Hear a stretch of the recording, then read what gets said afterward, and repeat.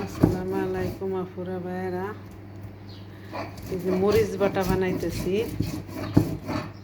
মরিচ বাটা এই যে আগে শুকনো মরিচ কাঁচা বাইটা লইছি, তার পাশে রসুন বুনছিলাম আমরা টপের মধ্যে, পাতা শুদ্ধ রসুন, পেঁয়াজ, ওয়াজ পাতা, আর হইল এই যে এখানে হচ্ছে মরিচ বাটা। এখানে মরিচ বাটা আফুরা ভাইয়েরা, আপনারা কেটা কেটা খাইবেন, এই মতন করে বানায় খাইন।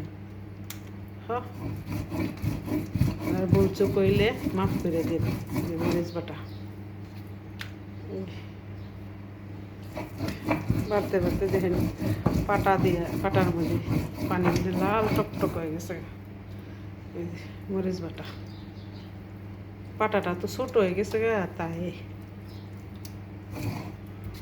পুরো ভাইরা বানানি শেষ।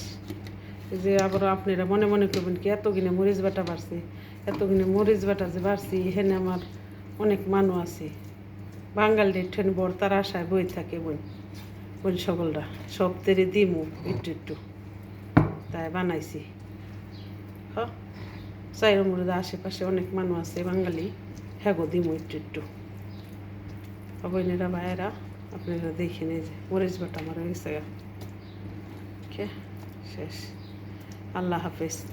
ভালো লাগলে ভিডিওটা দেখেন আপনারা। আপনারা যদি না দেখেন তাহলে কেমবে ভিডিও করে দিব। ওকে, আল্লাহ হাফেজ।